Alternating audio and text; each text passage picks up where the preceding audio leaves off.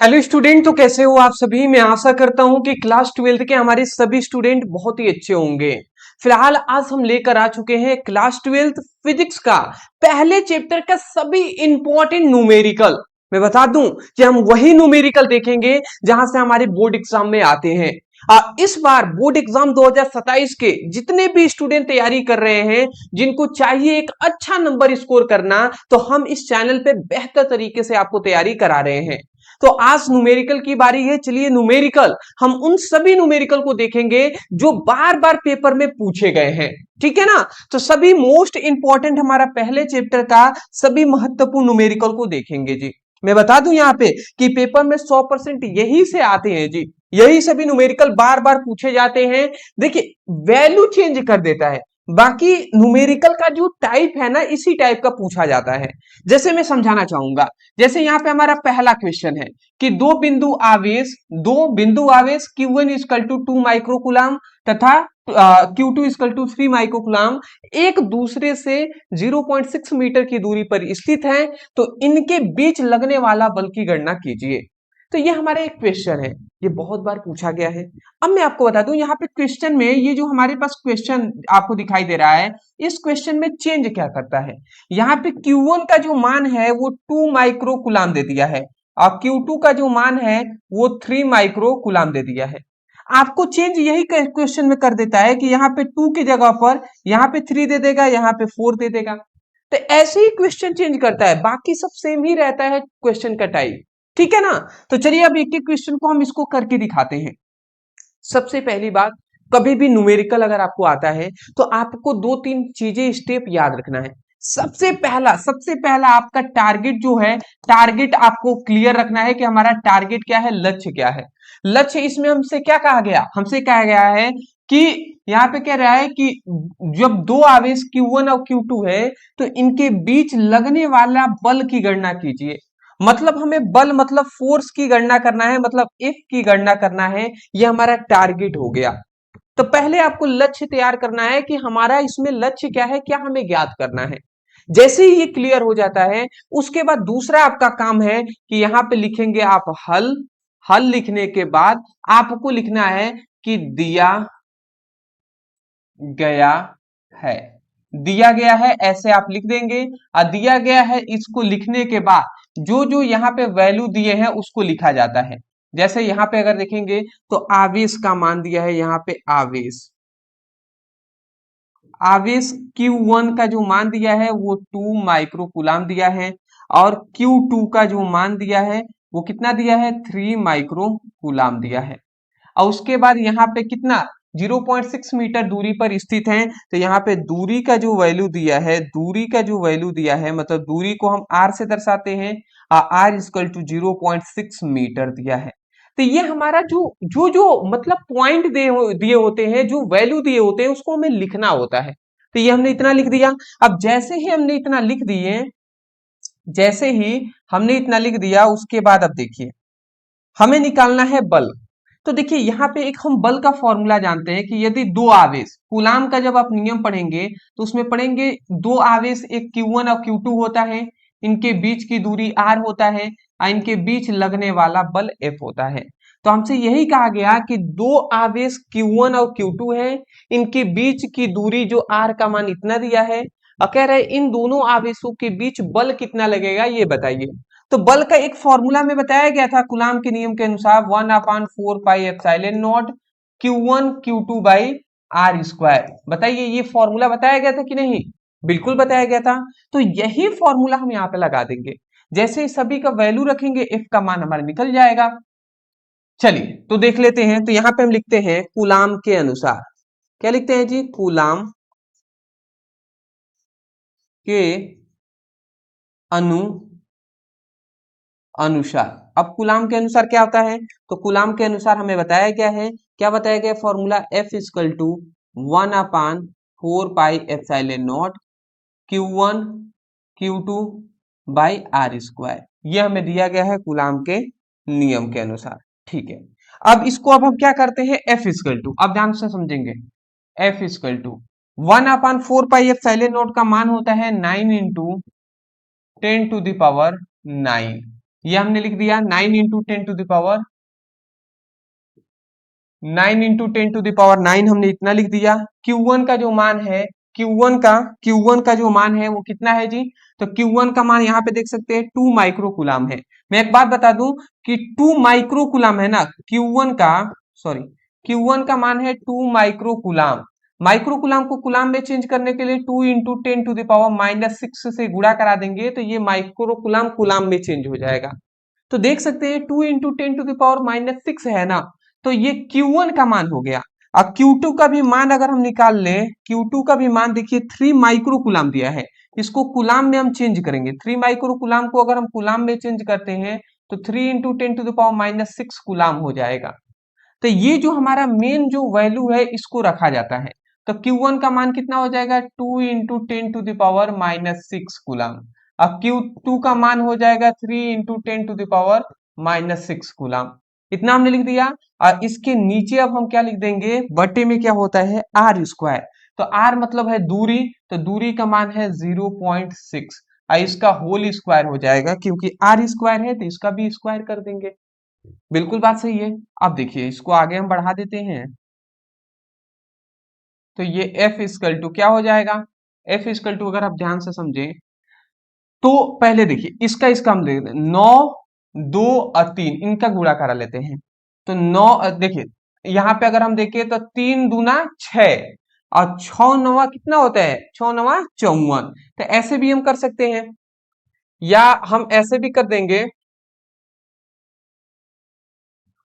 चलिए ऐसे ही कर देते हैं, तो 3 दूना 6, 6 नवा 54, तो ये 54 हो जाएगा। तो 5 6 नवा 54 के ये हमने लिख दिया 54 मतलब 44 लिख दिया है, 54 हमने लिख दिया। और यहाँ पे देखिए 10⁻9 है, ये 10⁻6 है, ये 10⁻6 है।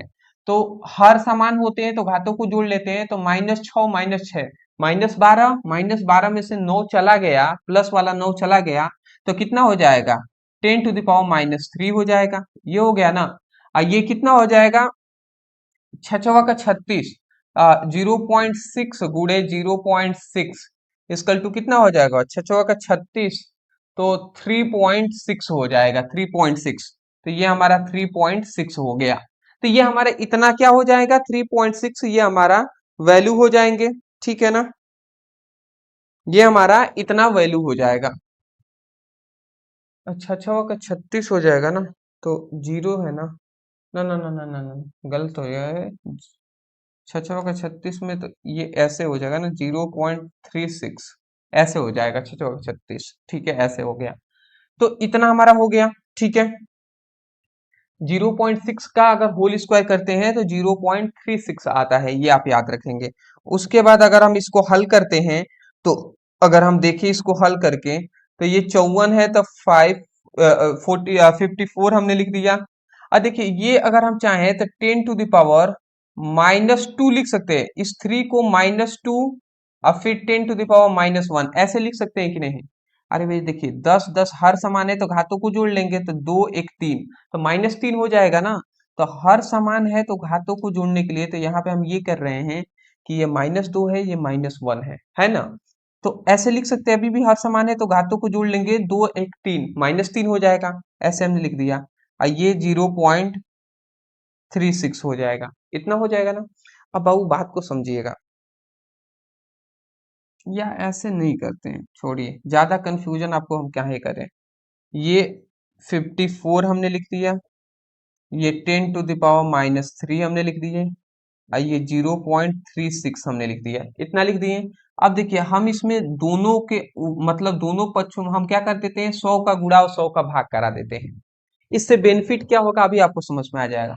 100 का गुणा और 100 का भाग कराएंगे तो जानते हैं क्या हो जाएगा?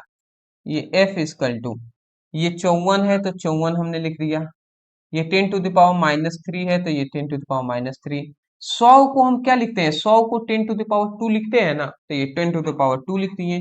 और ये 100 जो है अगर इसमें गुणा होगा तो 2 जीरो से ये जो दशमलव है ये 2 अंक इधर आ जाएगा, तो ये अब 36 हो जाएगा।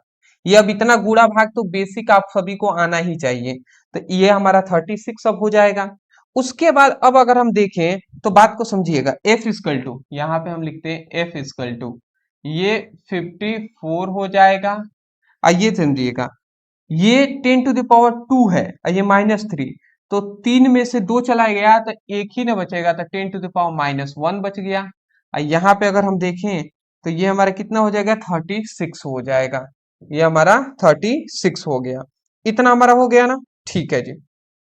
अब इतना हमारा हो गया, तो अब हम इसको काट सकते हैं कि नहीं। 3, 3 से अगर हम काटें तो देखिए, 3 एकम में 3 और 3 दूना 6। इसको अगर काटे तो 3 एकम में 3 और 2 और 24, तीनों अठे 3 × 7 = 21, तीनों अठे 24, मतलब 8 बार में। फिर अगर और 3 से हम काटें तो ये क्या हो जाएगा, 3 चौको 12 और 3 छक 18, तो ये 6 4 हो जाएगा। तो ये F इक्वल टू कितना हो जाएगा, 6 गुणे 10⁻⁻1 हो जाएगा, और नीचे क्या हो जाएगा, 4 हो जाएगा। अभी भी हम काटे तो 2 दूना 4 और 2 तिया 6, तो अभी भी क्या हो जाएगा, F इक्वल टू ये हमारा 3/2 इंटू 10⁻⁻1 हो जाएगा। तो आप चाहे ना तो इतना आंसर लिखकर छोड़ सकते हैं, या ये हमारा इतना हमारा न्यूटन, इतना न्यूटन ये हमारा आंसर हो गया। या आप इसी को दशमलव में लिखना चाहें तो ऐसे लिख सकते हैं, 2 का अगर भाग देते हैं तो 2 एकम में 2 और दशमलव 1 0 10 हो जाएगा, 2 5 10, मतलब 1.5 हो जाएगा, और गुणे 10⁻⁻1, ये हमारा न्यूटन हो जाएगा। ठीक है ना, ये हमारा न्यूटन हो जाएगा। तो देख लीजिए यहाँ पर ये हमारा न्यूटन, ये हमारा ये हो गया जी। तो मैं आशा करता हूं कि आपको समझ में आ गया होगा कि 1.5 इंटू 10⁻⁻1 न्यूटन ये हमारा आंसर हो जाएगा। आप चाहें तो यहाँ पर भी इतना पे भी छोड़ सकते हैं, उससे कोई दिक्कत नहीं है जी।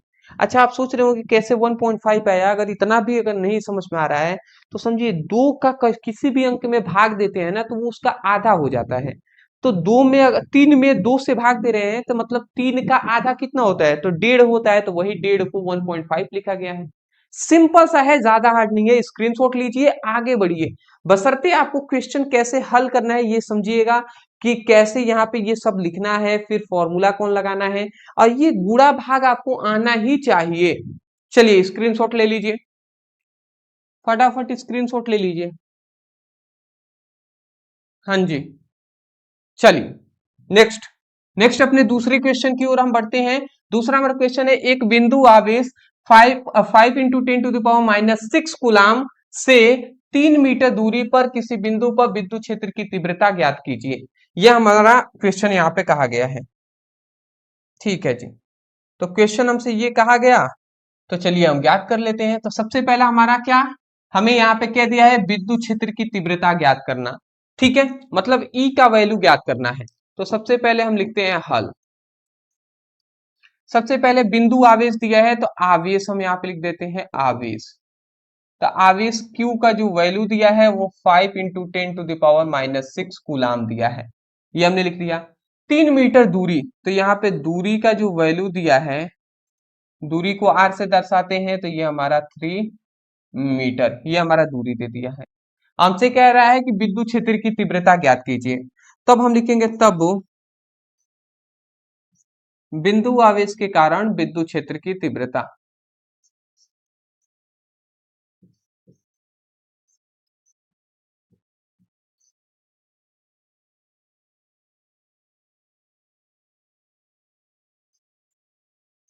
विद्युत क्षेत्र की तीव्रता, बिंदु आवेश के कारण विद्युत क्षेत्र की तीव्रता, तो तीव्रता को हम ई से दर्शाते हैं, तो हम ई लिख देंगे। अब बिंदु आवेश के कारण विद्युत क्षेत्र की तीव्रता ई इक्वल टू फॉर्मूला होता है 1/4πε0 क्यू बाई आर स्क्वायर, ये फॉर्मूला होता है, तो ये हमने यहाँ पे लिख दिए। अब इसको अगर हम आगे बढ़ा देते हैं तो ये हमारा हो जाएगा ई इक्वल टू 1/4πε0 का मान होता है 9 इंटू 10⁻9, ये इतना होता है, तो इतना हमने लिख दिया। यहाँ पे Q का जो वैल्यू है, Q जो आवेश है उसका मान होता है 5 इंटू 10⁻⁻6 हो जाएगा। और ये हमारा R दूरी है, तो दूरी हो जाएगा हमारा 3, तो ये हमने 3 लिख दिया। स्क्वायर है तो हम स्क्वायर दे देते हैं, कोई दिक्कत नहीं ना है जी। ठीक है, तो इतना हमारा हो गया। उसके बाद E इक्वल टू क्या हो जाएगा, E इक्वल टू ये क्या हो जाएगा, तो यहाँ पे अगर हम देखें तो यहाँ पे हमारा देखिए, यहाँ पे 9 है तो हम पहले 9 को लिख देते हैं, ये 5 है तो 5 को हम यहाँ पे लिख देते हैं। और देखिए ये हर समान है, 10 के पावर 9 है, 10 के पावर 6 है, तो 9 में से 6 चला गया तो 3 बचा, तो 10 के घात यहाँ पे हमने 3 लिख दिया। और नीचे 3 त्रिका 9 होता है तो 9 हमने लिख दिया। ठीक है, कोई दिक्कत नहीं है, 9 से ये 9 कैंसिल हो जाएगा, 9 से 9 कैंसिल, तो यहाँ पे हमारा क्या हो जाएगा, 5 हो गया, और ये 10⁻3।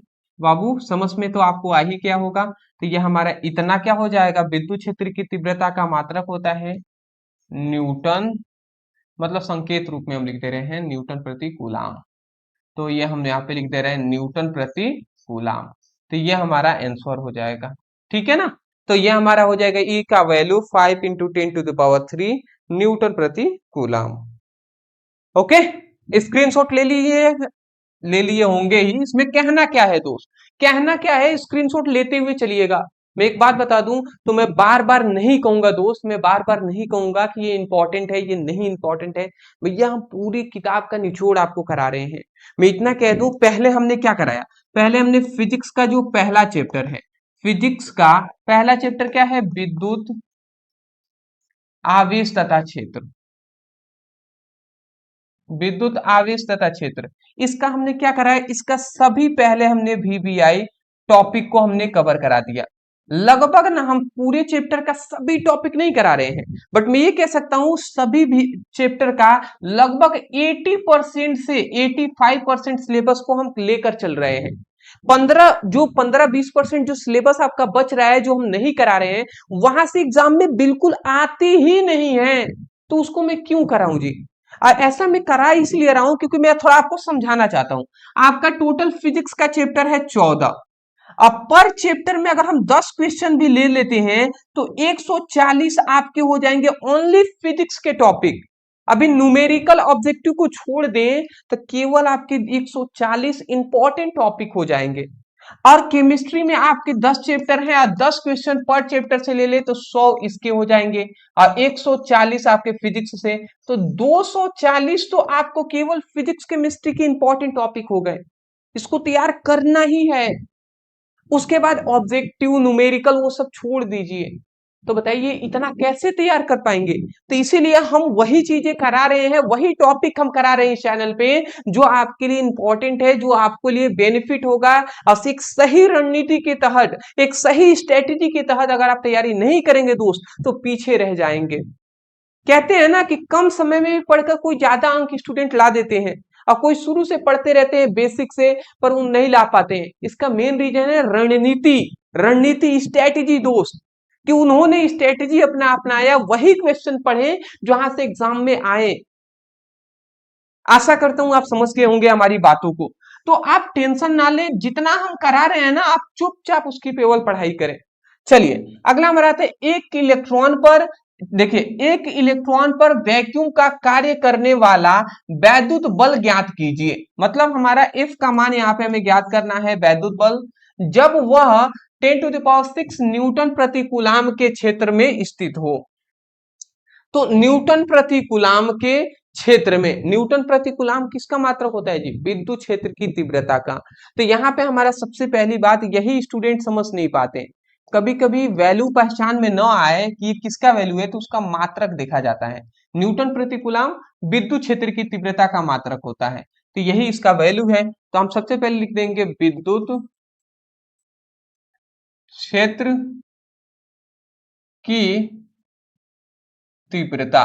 तो विद्युत क्षेत्र की तीव्रता E का जो मान दे दिया है वो 10⁶ न्यूटन प्रति कूलाम दे दिया गया है, इतना। फिर एक इलेक्ट्रॉन पर बात हो रहा है, तो एक इलेक्ट्रॉन पे आवेश कितना होता है, एक इलेक्ट्रॉन पर आवेश, एक इलेक्ट्रॉन पे जो आवेश होता है Q का जो वैल्यू होता है वो 1.6 इंटू 10⁻⁹ कूलाम। 1.6 इंटू 10⁻⁻19 कूलाम का ऋणावेश होता है। तो ये हमने यहाँ पे इतना लिख दिए। अब उसके बाद हमें क्या ज्ञात करना है, बल का मान ज्ञात करना है। तो हम यहाँ पे लगाएंगे तब हम जानते हैं, तब हम एक फॉर्मूला जानते हैं, क्या जानते हैं, F equal to E into Q, ये हम फॉर्मूला जानते हैं। अब ये फॉर्मूला कहां से आया, तो हम बता दें, विद्युत क्षेत्र की तीव्रता का एक फॉर्मूला होता है E equal to F by Q, ये होता है। अब ये Q इधर भाग में इधर आएगा तो गुणा कराएगा, तो यहां से F का जो वैल्यू आ गया E इंटू क्यू हो जाएगा। तो यही E into F equal to E into Q यहाँ पे हमने लिखा हुआ है। आशा करता हूं समझ गए होंगे। हमें क्या ज्ञात करना था, हमें बल का ही मान ज्ञात करना था। तो हम यहाँ पे अगर इसको सॉल्व कर लेते हैं तो F इक्वल टू ई का वैल्यू हमारा 10⁻6 दिया है और Q का वैल्यू 1.6 इंटू 10⁻⁻19 दिया है। अगर हम इसको सॉल्व कर देते हैं तो ये देख लीजिए 1.6 और ये 19 में से 6 चला जाएगा तो कितना बचेगा जी, 13 बचेगा ना, तो 10⁻⁻13। तो ये हमारा जो यहाँ पे ये हमारा जो आया है, ये हमारा न्यूटन, ये हमारा क्या हो जाएगा, वैल्यू हो जाएगा। ये हमारा क्या हो जाएगा, वैल्यू हो जाएगा। आशा करता हूं आप समझ के होंगे। पहले तो आप बाबू स्क्रीनशॉट ले लीजिए, मैं साइड हटता हूं इसलिए हूं क्योंकि स्क्रीनशॉट ले लीजिए और नोट डाउन करते हुए चलिएगा दोस्त, ठीक ना, नोट डाउन करते हुए ही आपको चलना है, ये आपको याद रखना है। ठीक है, थोड़ा सा मैं फैन थोड़ा स्लो कर दे रहा हूं जिससे कि आपको वॉइस अच्छे तरीके से आ सके, क्योंकि मैं नहीं चाहता कि भाई वॉइस के लिए कोई दिक्कत हो। चलिए, अच्छा मैं एक चीज कहना चाहूंगा आप सभी से, आपको समझ में तो आ रहा है ना। देखिए कुछ चीजें मैं लगभग 3 साल से अधिक हो गया मुझे स्टडी कराते हुए प्रोफेशनल तरीके से, लगभग मैं 4 साल से स्टडी करा रहा हूँ। बट मैं जब 12th में था ना तभी से स्टडी मैंने कराना स्टार्ट कर दिया था। तो 1 साल मैं छोड़ देता हूँ, वैसे 3 साल से मैं स्टडी करा रहा हूँ। और मुझे जितना एक्सपीरियंस है ना, मैं स्टूडेंटों को जानता हूँ कि जो हमारे क्लास 12th के स्टूडेंट हमसे जुड़ते हैं ना, तो क्लास 12th के स्टूडेंट जो हमसे जुड़ते हैं उसमें से 70% ऐसे स्टूडेंट होते हैं जो मेरी जो एज है ना, जो मेरे एज इस पर सोचते हैं कि ये क्या हमें पढ़ा पाएंगे, ये हमें पढ़ा पाएंगे या नहीं। मुझे मेरी उम्र से जज किया जाता है, तो मुझे थोड़ा दुख लगता है कि मतलब इतना तो मैं कह सकता हूं ना दोस्त, मैं इतना कह सकता हूं कि हम वही क्वेश्चन आपको बताते हैं जहां से एग्जाम में आते हैं। अब मैं ये भी कह दूं कि हम इतना एनालिसिस करके आपको क्वेश्चन देते हैं कि मुझे मतलब मैं बहुत एनालिसिस करता हूं दोस्त, बहुत एनालिसिस करता हूं, बहुत सारे पेपर को देखता हूं, बहुत सारे आपके क्वेश्चन बैंक को देखता हूं, उसके बाद हम यहाँ पे आधे घंटे से 45 मिनट का या 1 घंटे की वीडियो लाते हैं। मेहनत बहुत लगता है दोस्त। तो मैं इतना कहूंगा कि मेरी एज पर, मेरी उम्र पर, मेरे एक्सपीरियंस पे आप शक ना करके आप अपने पढ़ाई पे फोकस जरूर कीजिएगा दोस्त, ठीक है ना।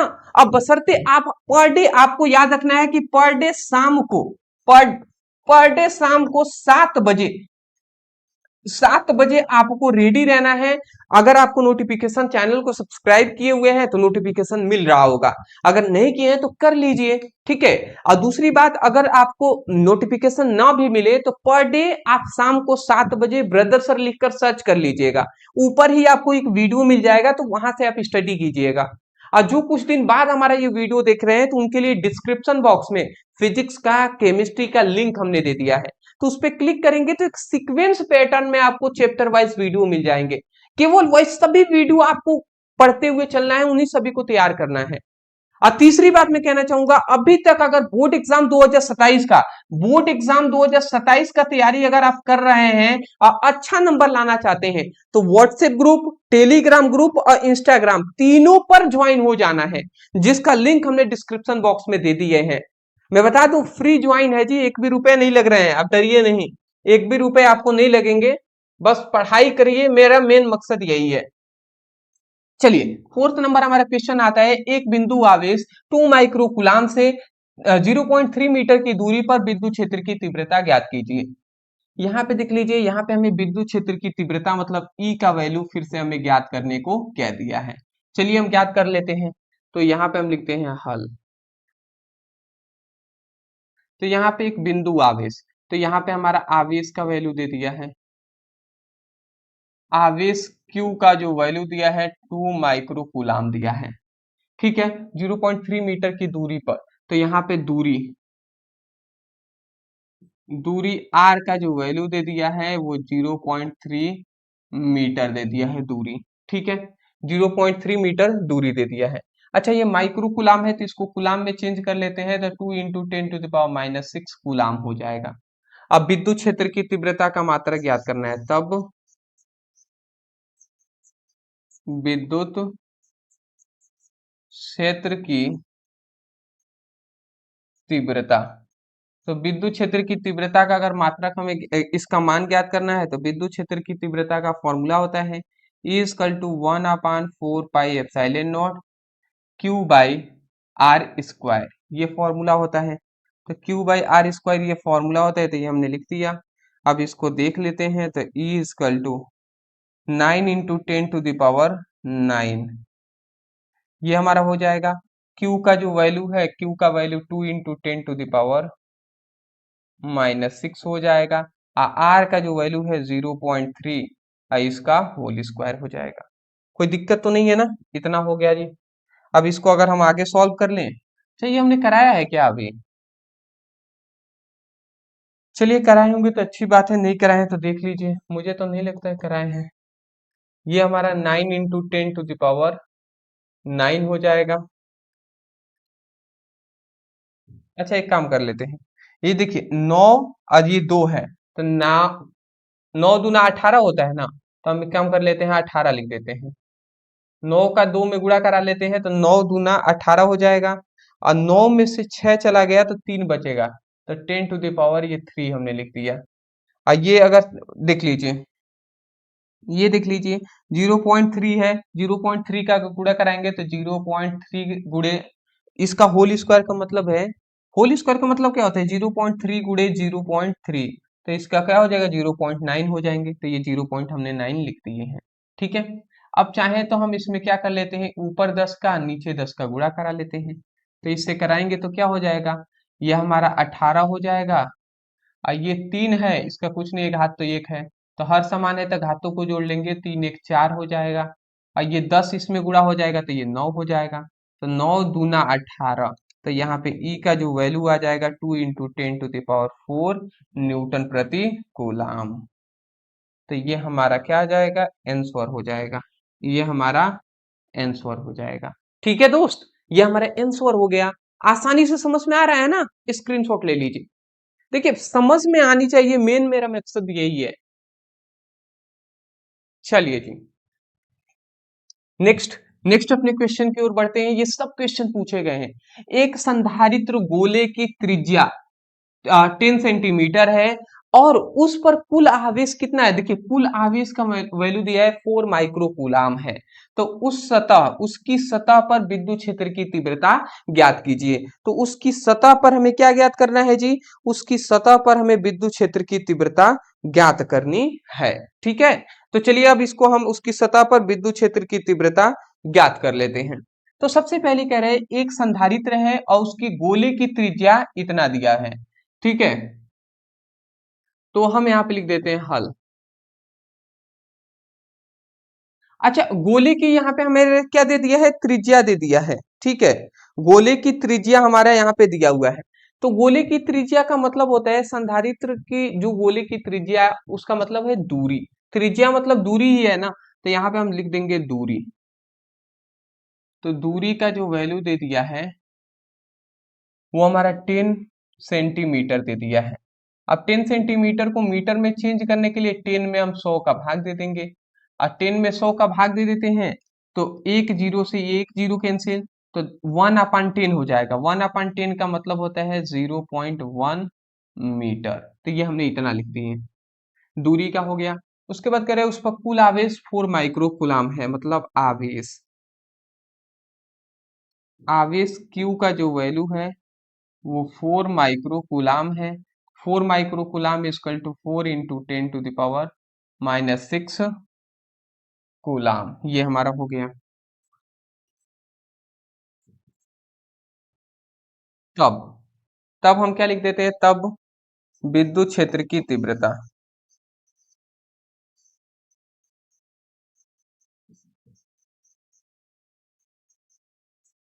तब विद्युत क्षेत्र की तीव्रता, तो विद्युत क्षेत्र की तीव्रता का अगर हम देखें तो विद्युत क्षेत्र की तीव्रता E इक्वल टू क्या होता है जी, 1/4 pi epsilon naught Q by R square. ये हम फॉर्मूला हम जानते हैं।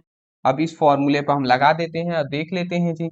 तो E, हमें विद्युत क्षेत्र की तीव्रता E का ही वैल्यू ज्ञात करना था, तो ये हम ज्ञात कर लेते हैं। तो E equal to 1/4 pi epsilon naught का मान होता है 10⁹ इंटू 10⁹ होता है। Q का जो वैल्यू है, Q का वैल्यू हम यहाँ पे देख सकते हैं 4 इंटू 10⁻⁻6। और यहाँ पे R दूरी है, दूरी का वैल्यू हो जाएगा 0.1 का होल स्क्वायर।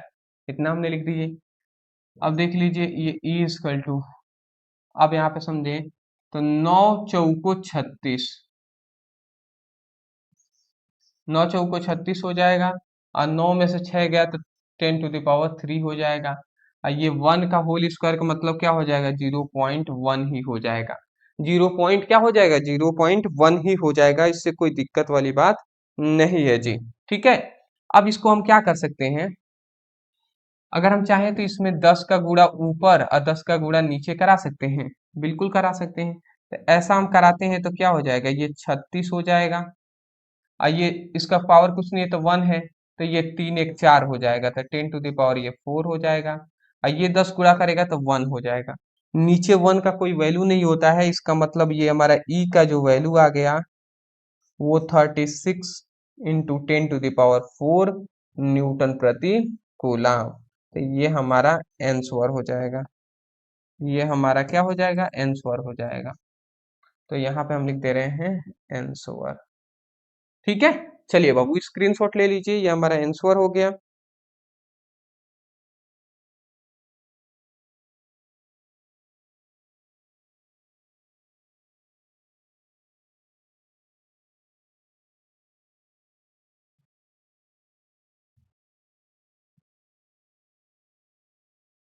अच्छा, जस्ट सेकेंड, थोड़ा सा मुझे एक डाउट लग रहा है।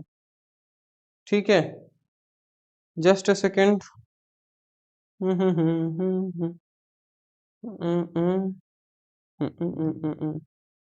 ओहो, हो हम यही सोच रहे थे।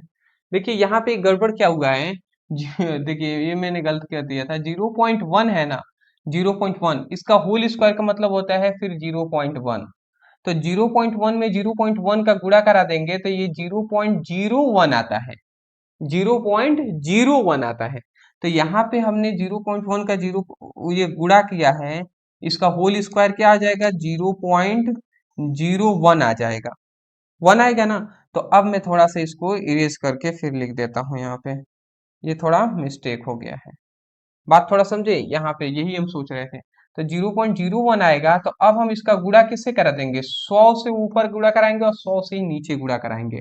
ठीक है, ये आप याद रखेंगे। तो अगर हम ऐसा कर देते हैं तो देख लीजिए क्या होगा, E इक्वल टू ये क्या हो जाएगा, 36 हो गया।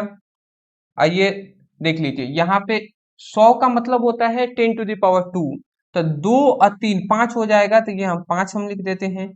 और 100 इसमें अगर गुणा होगा तो ये दशमलव जो है 2 जीरो है, तो 2 दशमलव जो है 2 अंक इधर आ जाएगा, तो 2 अंक इधर आएगा तो ये 1 हो जाएगा। 1 का कोई मतलब ही नहीं रहा, तो E इक्वल टू क्या हो जाता है, 36 इंटू 10⁵। ये हमारा क्या हो जाएगा, न्यूटन प्रति कूलम। तो ये हमारा आंसर हो जाएगा। मुझसे थोड़े मिस्टेक हो गया था, मैं माफी चाहूंगा।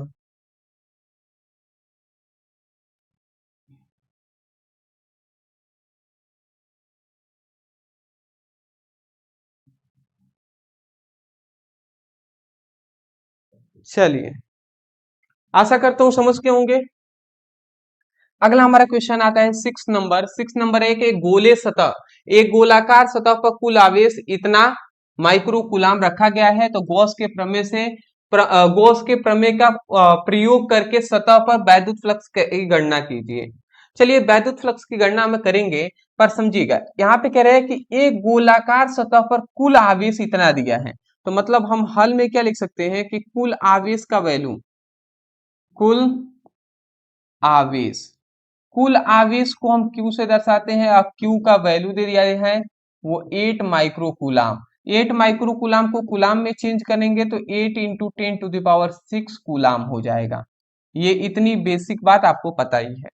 उसके बाद कह रहा है कि सतह पर हमें वैद्युत फ्लक्स की गणना करना है। वैद्युत फ्लक्स की गणना करना है तो हम लिखेंगे तब हम एक चीज जानते हैं, क्या जानते हैं? गॉस के प्रमेय से।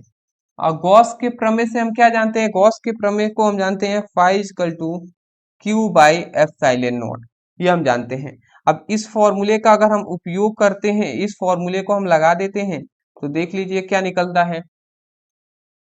तो फाई इक्वल टू क्यू का वैल्यू दे दिया है 8 इंटू 10⁻⁻⁶। और यहाँ पे एप्सिलॉन नोट का मान होता है 8.85 इंटू 10⁻12,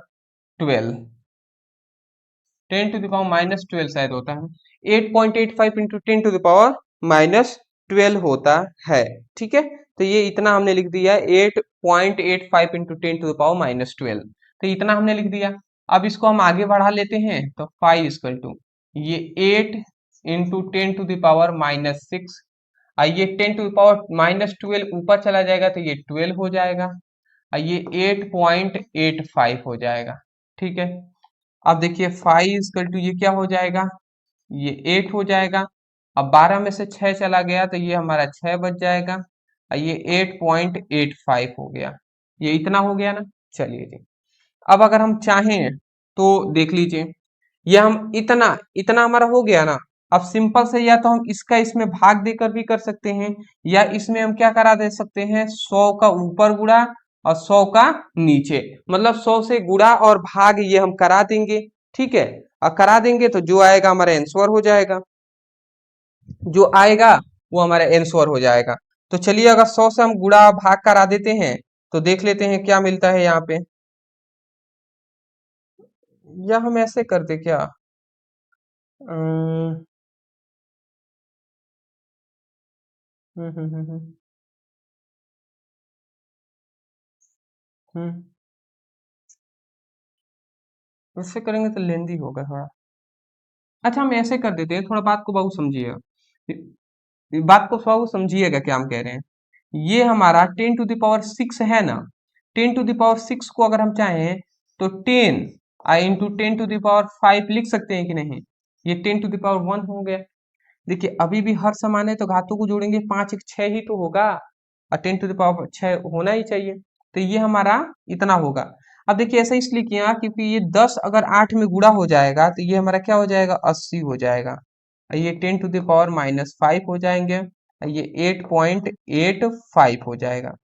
अब चुपचाप 8.85 में अगर इसका भाग दे देते हैं, 8.85 में अगर आप भाग देते हैं तो वैद्युत फ्लक्स का जो वैल्यू निकल जाएगा वो 9.04 इंटू 10⁻5। ठीक है, न्यूटन मीटर स्क्वायर प्रति कूलाम। तो ये हमारा आंसर हो जाएगा 9.04 इंटू 10⁻5 न्यूटन मीटर स्क्वायर प्रति कूलाम हो जाएगा। तो ये हमारा हो गया। बस बात समझना है, आप अगर अगर 8.85 में अगर 80 से भाग नहीं दे सकते हैं तो बाबू आप अगर इतना भी आंसर लिख देते हैं ना, इतना पर भी, तो आपको फुल नंबर मिलेंगे, उसकी टेंशन आप ना लें। ठीक है, बशर्ते आप यहाँ तक कर देते हैं तो और बेहतर होगा। चलिए स्क्रीनशॉट आप ले लीजिए, एक क्वेश्चन में आपको होमवर्क दूंगा। चलिए जी, बहुत अच्छी बात है। तो एक क्वेश्चन हमसे होमवर्क लेकर जाइए, क्योंकि बिना प्रैक्टिस का कुछ होने वाला नहीं है। हम आपको करा ही दें बट आप प्रैक्टिस ना करें तो कोई फायदा है नहीं। तो यहाँ पे हमारा एक क्वेश्चन हम आपको होमवर्क दे रहे हैं कि एक बिंदु पर विद्युत क्षेत्र की तीव्रता इतना है, यदि उस पर 3 माइक्रोकूलाम का आवेश रखा जाए तो उस पर लगने वाला बल की गणना कीजिए। तो यहाँ पे लगने वाला बल की गणना हमें करना है। ठीक है, तो देख लीजिए यहाँ पे हम बस इतना बता दे रहे हैं, ई का जो वैल्यू है देख लीजिए 2 इंटू 10⁵ न्यूटन प्रति कूलाम, ई का दे ही दिया है, और क्यू का मान हमें दे दिया है 3 माइक्रो कूलाम। इसको अगर हम चेंज कर दे कूलाम में तो 10⁻⁻6 माइक्रो कूलाम। देखिए ई का वैल्यू दे दिया, क्यू का वैल्यू दे ही दिया, ई का क्यू का वैल्यू दे दिया है, और हम फॉर्मूला जानते हैं कि बल हमें ज्ञात करना है। तो बल का फॉर्मूला जानते हैं, F equal to E into Q होता है। अब बताइए, ई का वैल्यू यहाँ पे रखेंगे, क्यू का वैल्यू यहाँ पे रखेंगे, अब सॉल्व करेंगे तो हमारा एफ का वैल्यू निकल नहीं जाएगा, बिल्कुल निकल जाएगा। तो ये हमने आपको थोड़ा सा हिंट आपको हमने देने का प्रयास किया है। अब केवल आपको क्या है, गुणा भाग आपको आना चाहिए। तो ये आपका होमवर्क है, होम वर्क। ठीक है, तो होमवर्क है, तो ये होमवर्क आप तैयार करके आएंगे। चलिए, इसका आंसर आप सभी हमें कमेंट सेक्शन में आकर बताइएगा।